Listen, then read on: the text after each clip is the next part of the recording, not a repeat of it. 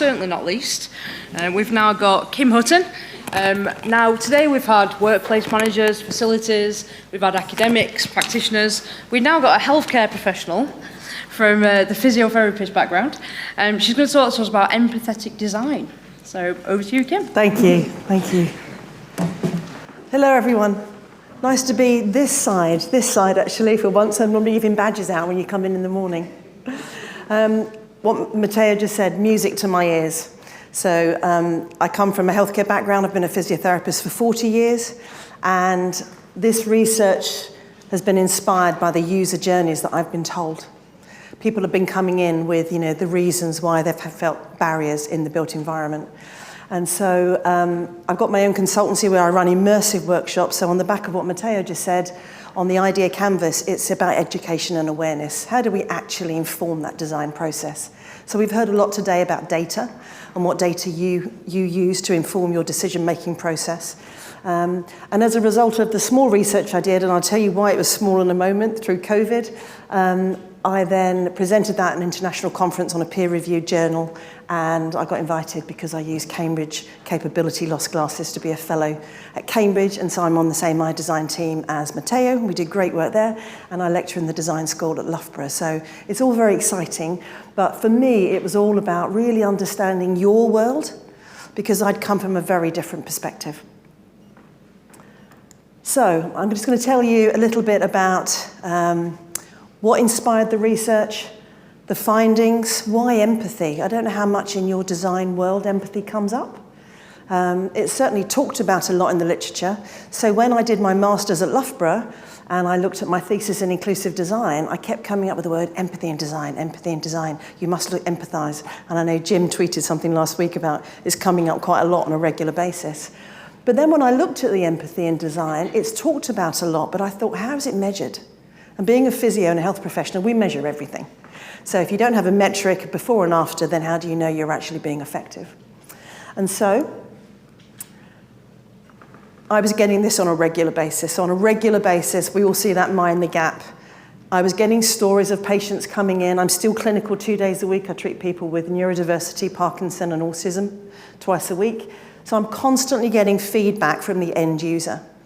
And a lot of the time, the stories weren't about how they were physically, cognitively, or neurodiversity feeling. It was about what had happened to them that week.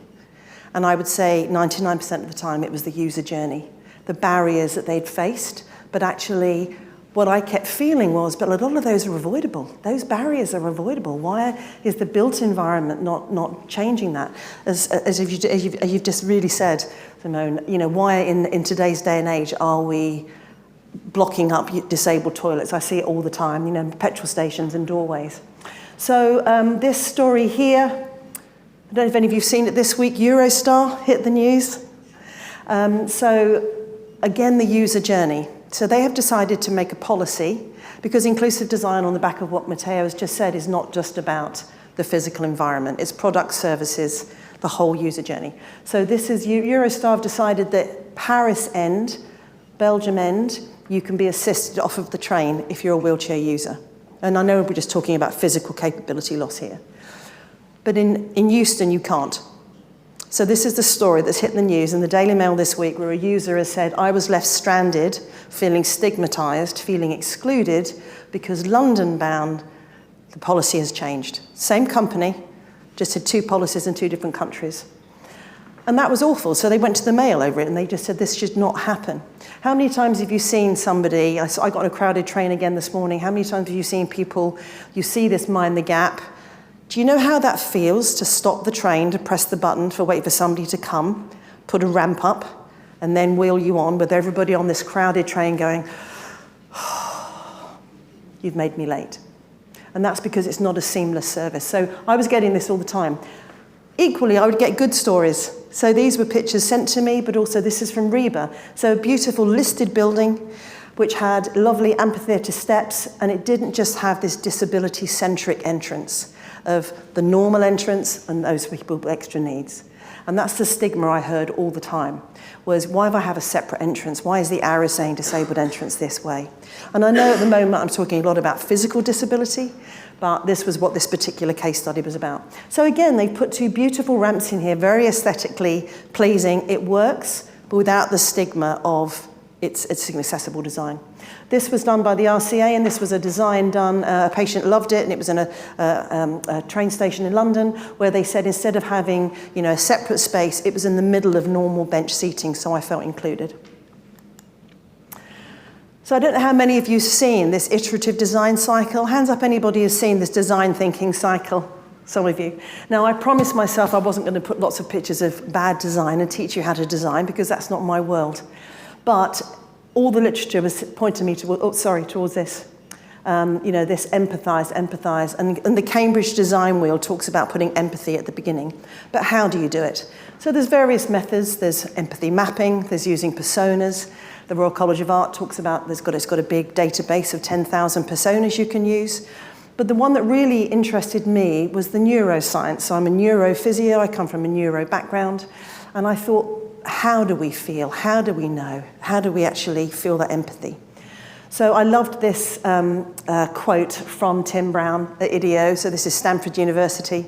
And again, it was about feeling and seeing. Now, we're very aware that any simulation exercise is not the lived experience. So I'm not saying that putting a suit on, putting on hands, gloves, and any simulation exercise is anywhere near living with it all the time. But it was just to find out whether we could measure design thinking and nudge it along. So this was, it was a small study because sadly my thesis was done in the middle of COVID. So I started off with 40 architects that were going to be put in suits, wheelchairs, do the wayfinding, the whole environment, and then COVID hit, and the ethics at Loughborough University said, can't do that. Can't do an in-person experiment, so it had to be virtual. Then I had to get through WHO regulations, wiping everything down, making sure that it was sterilised for 24 hours before any architects could put it on. So it was a challenge. We started off with 40 architects, and they dropped like flies, literally. So the Cambridge Dictionary seems to be a very good one, telling us about how empathy is really trying to understand, and how do we do that. So we've all heard this. I think it's almost been overused, walking in my shoes. You've seen it everywhere, haven't you? Have you walked a mile in my shoes? There's even, I think, a podcast about it. But I wanted to delve deeper. So I went to the neuroscience because that was where I felt comfortable. So we now know, I don't know if any of you have heard of the mirror neuron. Have any of you come across it? So the mirror neuron is, it's all over the brain, but it's primarily also a big concentration in the frontal temporosupral lobe. And what we know is that it's nicknamed the mimicking neuron.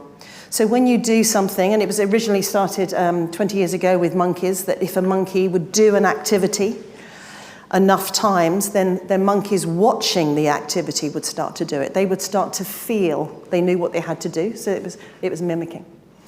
And what we now then knew was that the functional MRIs were showing that if you actually put somebody into an MRI scanner whilst somebody was feeling excluded or somebody was feeling pain, then you were actually getting these little hotspots of the mirror neuron coming up. So lots and lots of work been doing. I've put some references there for you.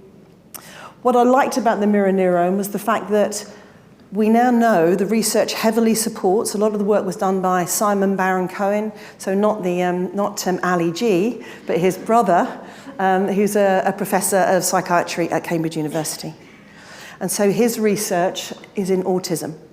And he looked at the mirror neuron, and it was very clear that if you could teach people on the autism spectrum disorder feeling and empathy, and you could increase those mirror neurons, then that was probably the hardest cohort to try and influence. And that's where a lot of the research of mirror neuron has come from, which was all very fascinating.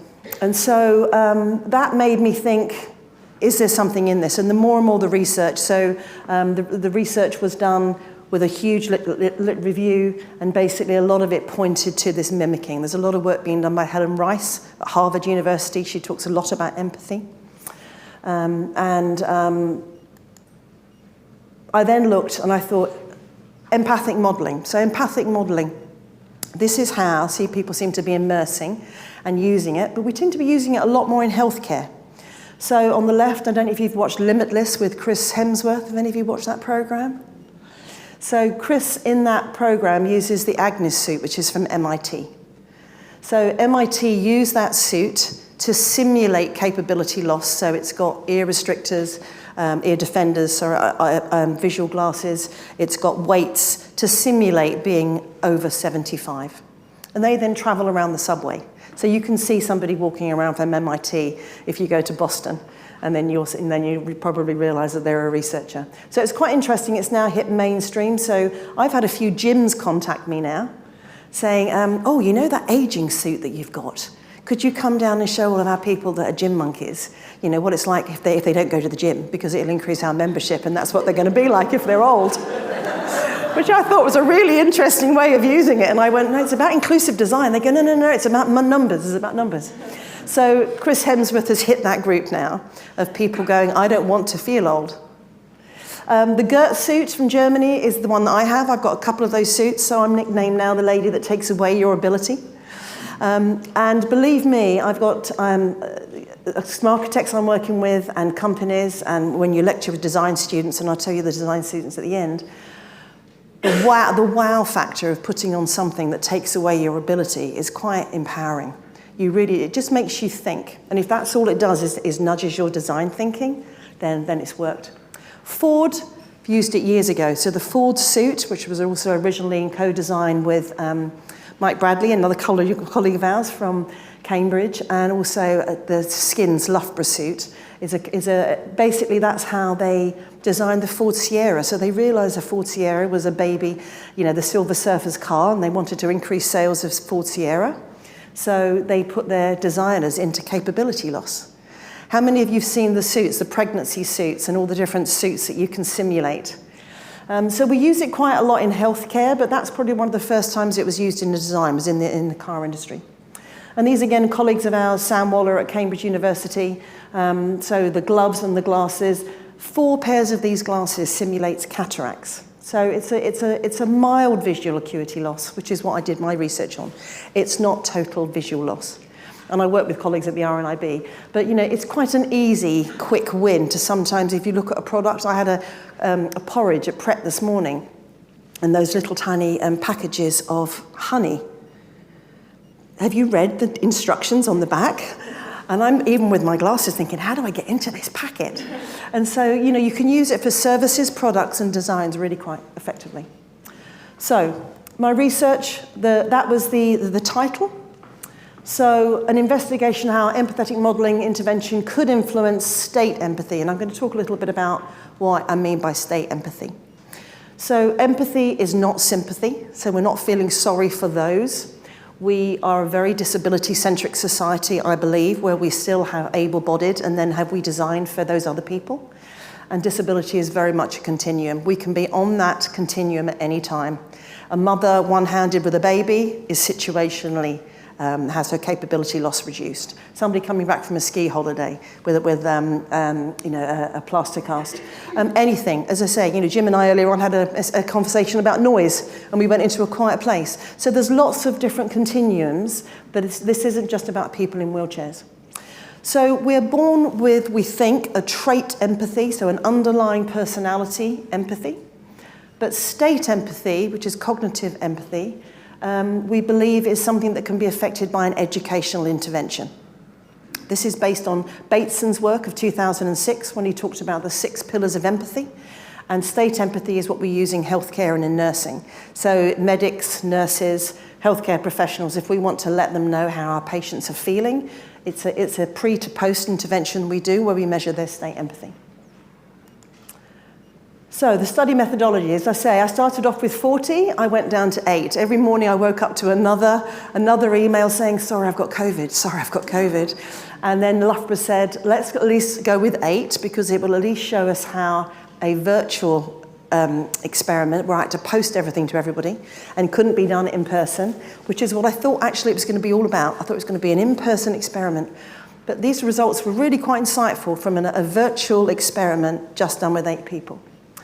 So it was a repeated measures, pre to post. So basically, I chose a psychometric scale that I'm going to talk about.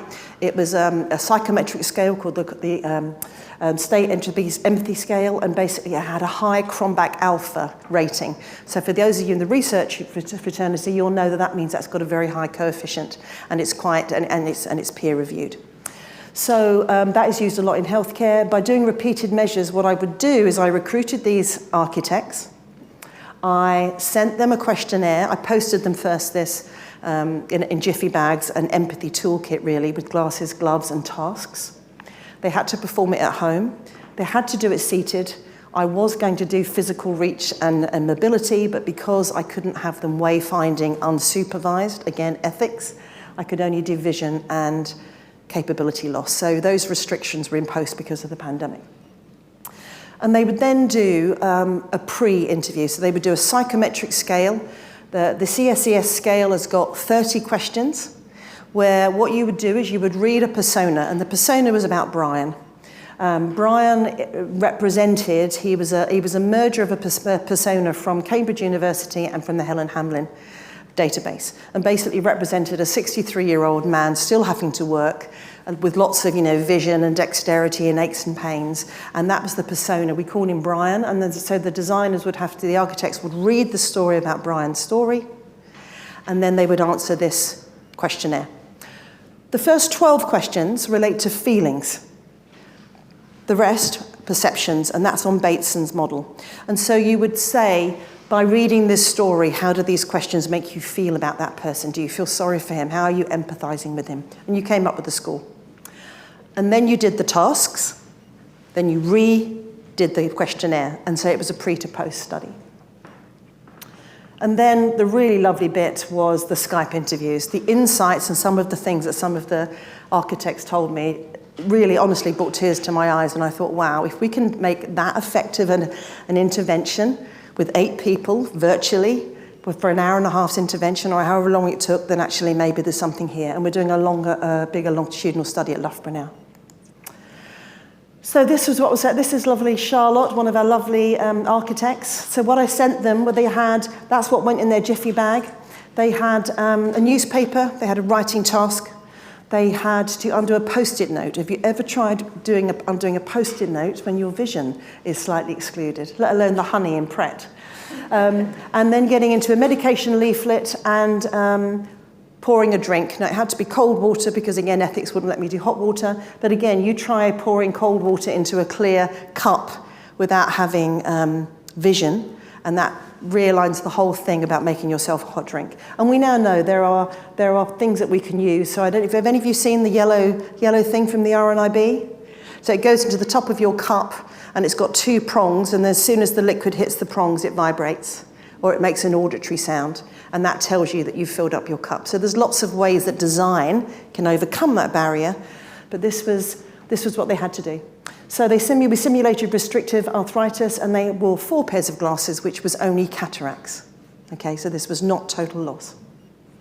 They then had to do architectural design jobs. So they had to do a 2D drawing with a pen and paper on a graph, and they then had to do a 3D design with ACOM Sim. So they all had their own software, and because we standardized the software, I gave them a task, and they had to follow the steps wearing the glasses, and you can see Charlotte here said afterwards, wow, I can't believe how tired I was.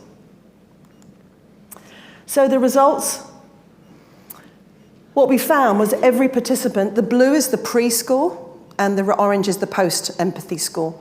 And what we found was that everybody went up between 13.5% and 75 and nearly 76%. But interestingly, the 2 high ones were older designers who were in their 50s.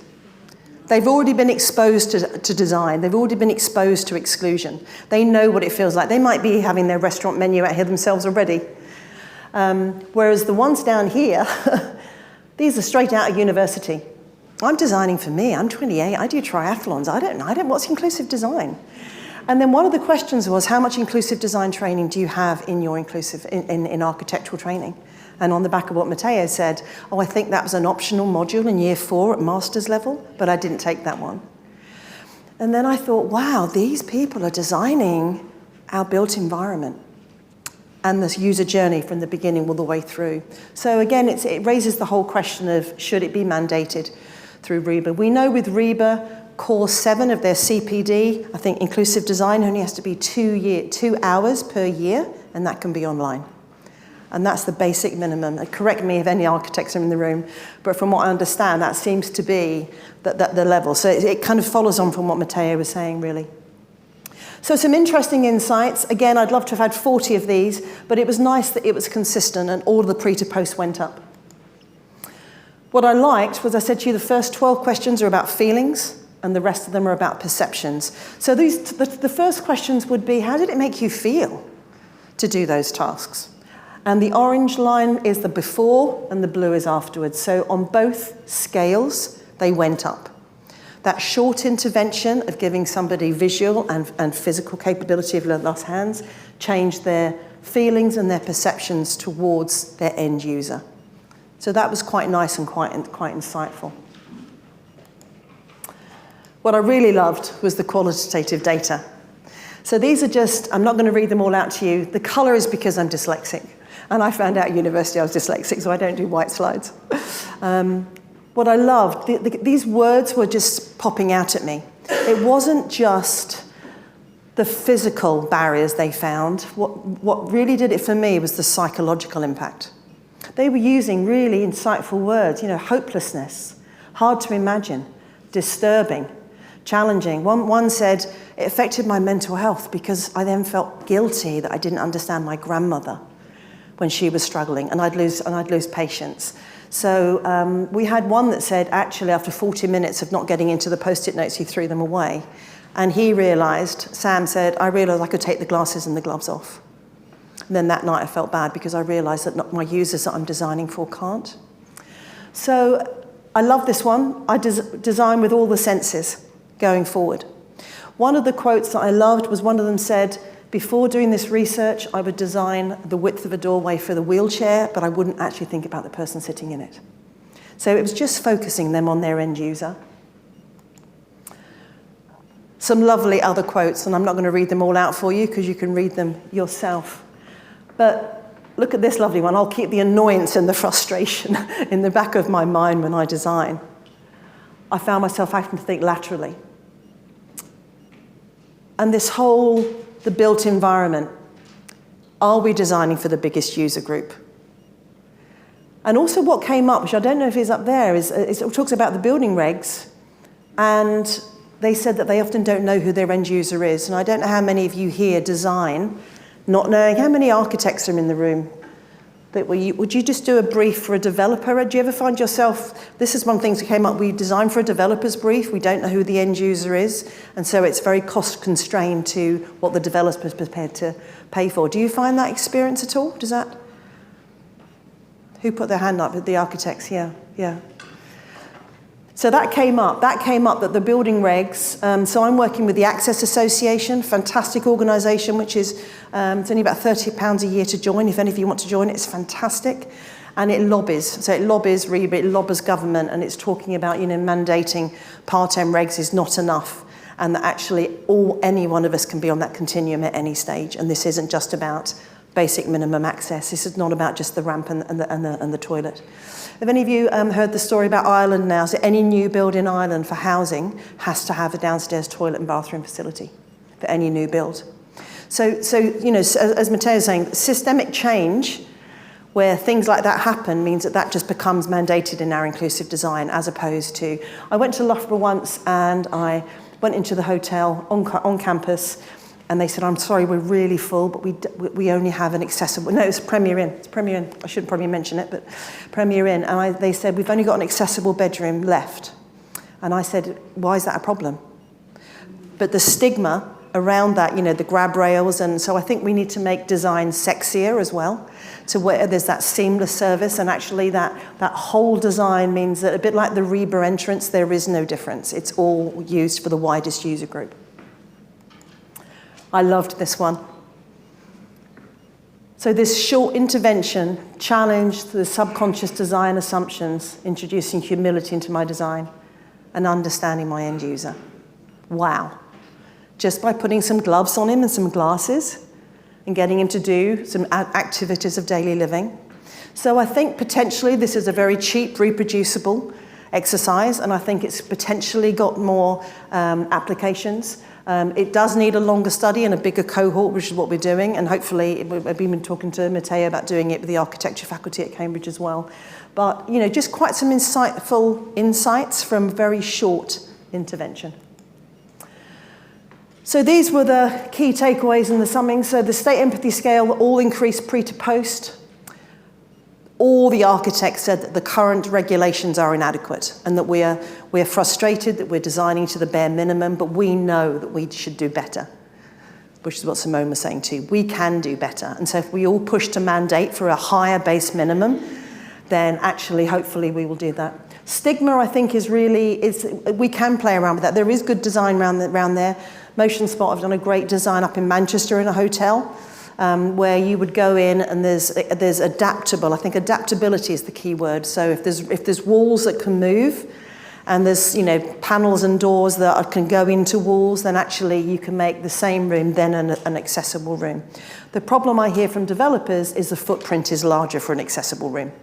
So if you have to build 56 hotel rooms, you then do 2 accessible rooms because the footprint is higher, and therefore they won't get as much ROI. So again, that's us mandating the base minimum and saying, well, that's not good enough, because tomorrow, Mr. Developer, you could be using a bigger room. This came out, this only looked at physical accessibility, but they picked up sensory and cognitive needs just from that small intervention. So this wasn't the key thing, and this is what we're going to do now, where we're going to do wayfinding and look at toilets, and I'll talk to you about the project I did with the RNIB.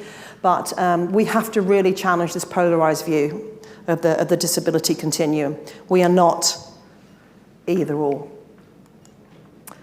So this was a great thing. This was a 27. Any of you recognize this? There must be some Loughborough alumni in the building. I met one earlier on. So this was 28 UX design students that I taught on a master's student module in November. International students and home students. On the left, we've got the Loughborough Design School.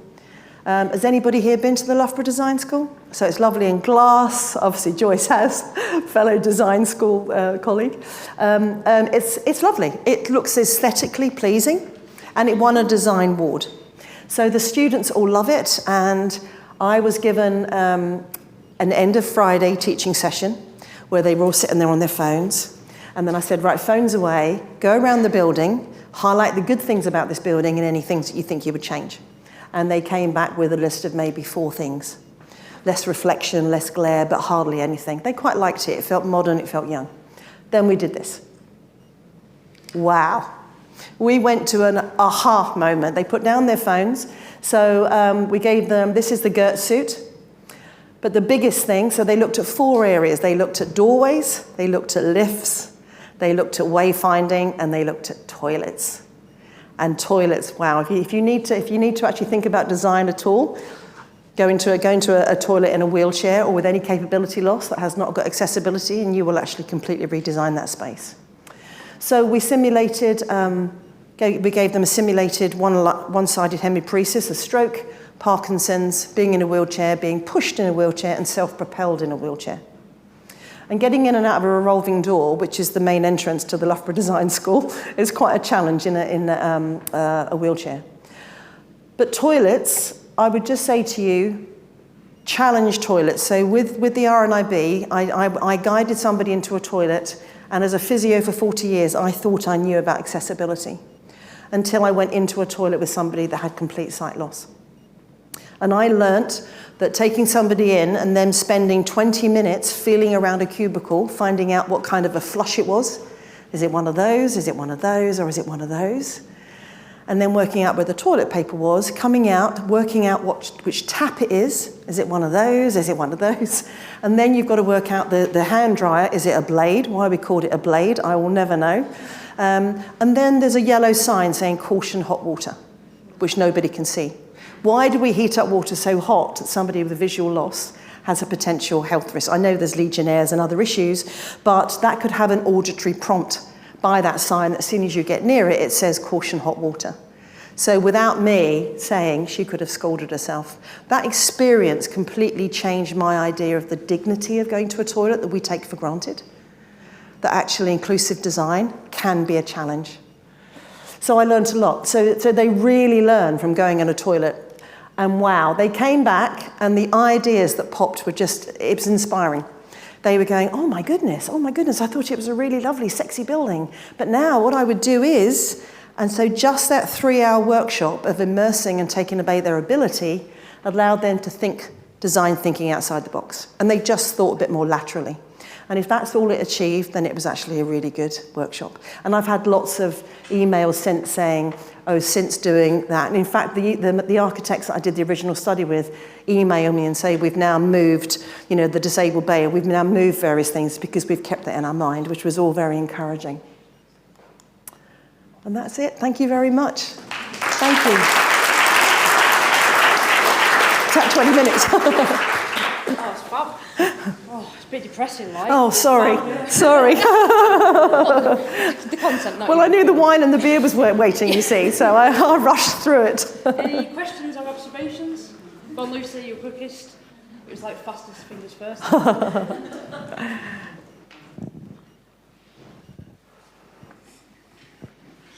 Hi, thanks. I thought that was really interesting, and I've got quite a few people in my family and then in my friendship circle who've got various different requirements of buildings that they have, and I just wondered why you've gone to so much length to simulate people with impairments rather than use participants that actually have those impairments and get feedback from them. It was how, because you can't always, that is one way, is to get users. But it's a very expensive way to get end users. So I would always say, don't design without us. So always include people with the lived experience. Always, always, always. But this was a virtual experiment in COVID where you couldn't use people with lived experience. Do they, when you are doing your other studies, yes. I'm asking about this because I've got a friend who's in an advocacy group for yes. stoma patients. Yes. And they absolutely want to be included in studies because if you go into an accessible bathroom, yes. it might be okay if you're a wheelchair user. Precisely. But there isn't anywhere to put your stuff. Yeah. And there isn't a full-length mirror to make sure that you've kind of gathered yourself all back together. Absolutely. And so it doesn't really meet the requirements of lots of users that might need to use it. But she'd said that advocacy groups want to be involved in studies and they don't want to be paid. They're not trying to do it for money. No. They would actually like to be consulted, and they've been trying to reach out, but they don't know who to reach out to. Send me an email. Oh, okay, yeah, brilliant, thank you. Basically, we all know that design curve. We've all heard of designing for the tails. And, in design, we used to do the 90% rule, where, as long as we design for 90% of people, those people in the tails will need extra special equipment. And we now know if we design for the tails, we get the widest user agreement. So Patricia Moore was the founder of inclusive design, and she was an architect in America. And many of you know Patricia Moore, the mother of inclusive design. So Patricia Moore dressed as an old lady and went around America and collected data for 4 years. And she realised that in her architectural role, there was one vision, and then as soon as she dressed as an old lady, she recorded all the barriers. And so she set up basically universal design. And then on the back of that, the University of Buffalo did the seven elements of universal design. And so, yes, always use stakeholders, always use end users. And I think you'll find in changing places, some of you will have come across the changing places, will have used inclusive groups and advocacy groups to basically say, what do you need in here? In Japan, there's Japan toilets, they sometimes have made, they're such a beautiful place, the Tokyo toilet, and things like that actually you can go there in respite and just rest because you might have a musculoskeletal condition that actually is fatiguing. And so it's actually a place to go and enjoy and respite and recharge as opposed to it just being a WC. So absolutely, I would never say, this is not mimicking, this is not pretending that we know the answers for end users. This is saying, can we, if you don't have an end user, you don't have a focus group, or you can't get an end user to do an interview, can you, by some degree of simulation, nudge your design thinking to work out what they might need? And that would be iterated. So I wouldn't say as a result of that research, I now know my design for the toilet. I would now say those insights have informed me to now test that and iterate. And I think we should iterate a lot more before we get to prototype phase and actually don't get to the point. I've been to so many places, as I'm sure you have, where you think, who designed that? Really? Now let's go back and step back. And I've seen ramps with the door opening onto the ramp so you can't get onto it. I've seen steps at the bottom of ramps. I've seen a lot of storage facilities used as toilets. On the M4, if you go to any of the service stations, my husband hates going out to dinner with me because I've always got my camera and I'll always go up to a theatre manager and say, I've got a friend outside with capability needs and how they're going to get into your restaurant. And my husband's mortified. But I just think if we don't challenge and we won't improve and we won't move on. And so I have heard good stories, but obviously at my end of the spectrum, I tend to hear more if people, they don't want to be helped. What they want is a universal environment that actually everybody can access. But yes, but tell your colleague to contact me and I'll put them in touch with any groups that are looking at that. Definitely. Thank you. Thank you. Any more questions? Lady in the way behind you. Hi, Kim. Hi, Ray. Fantastic presentation. Thank you. I really love that you brought up Chris Hemsworth because after watching that documentary, I started nerding out and wanting my own agency. Went to the gym, right? And I really love the fact that, especially like the last bit that you were talking about with the students and kind of simulating through that physical environment. Just wonder if you have any thoughts around how, when that physicality isn't present, how can you start building that empathy into the design process? Does that make sense? Yes, absolutely. So I'm also working with somebody at Birmingham University on cognitive exclusion. So looking at, it's about instructions, as Matteo said earlier on train stations, signage, information, wayfinding. So the whole steps processes.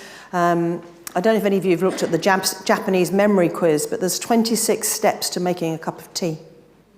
So I used to be head physio at a dementia care home, and so teaching people to just go through those steps with a QR code with all the steps can enable. We're in a globally aging population.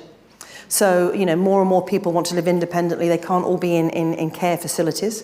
And a lot of people by 2050 are going to be over the age of 80. So yes, it's not just going to be about the physical impairment. This was just something that was easy to pick because it was the only thing that would get through ethics.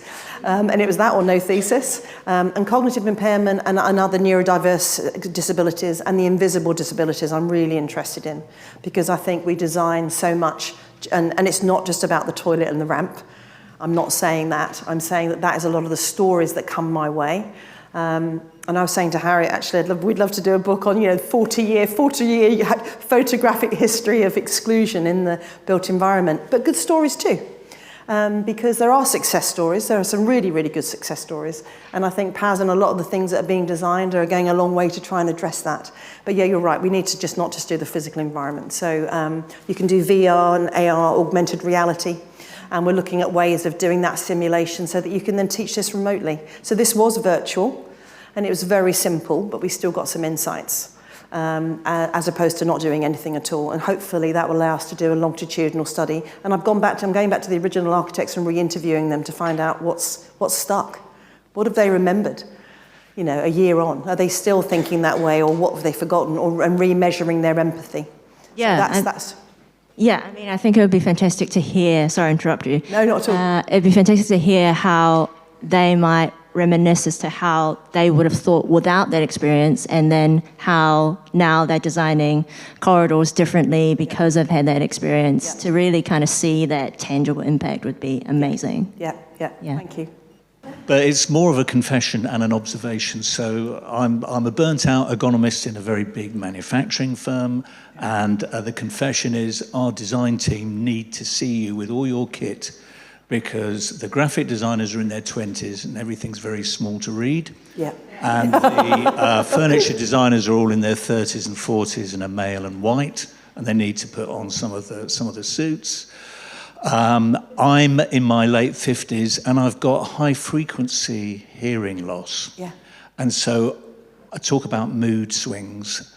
I feel it. So like an auditory version of Harriet's photography would be good for architects to design with their ears because there's a lot of reflective surfaces and it affects my mood. So I'm now an angry ergonomist. So that's just a point to You need make. a drink, Jim. Yeah. You need a drink. So, yeah. Tell me how much it costs and we'll get you up to Huddersfield. Thank you. Great. Okay, Drink awaits. on that note. Thank you, everyone. I'm still thinking about go on. the thought of a bathroom that is so nice that you go in there for a rest. I know, they do. They do in Japan. Mine's like Japan, imagine and St. Pancras. I mean, if I could have put it on there for the link, there's a great clip which I can send any of you if you want it, which is of a little girl that's disabled who wants to be independent, and it's the German toilet that is with her app. She can do all of her toileting and do everything herself and not have to ask for an assistance. That independence and the opening up. And there's also RNIB have just developed a pregnancy test. So something as personal, and this is how good design can work. I had loads of slides about what good design could do, and my family said, don't tell architects and designers and FM managers how to design well. That's not your world. But actually, something like finding out you were pregnant should be very personal to a woman or a parent. And there was a story of a woman had to knock next door and ask her next door neighbour if there was a line had come up. Was she pregnant? So design comes in, and design has now got a little tiny bump that comes up. So you have a little nipple that comes up and it becomes a little raised thing if it's positive. So good design includes, I think. Thank you. Thank you.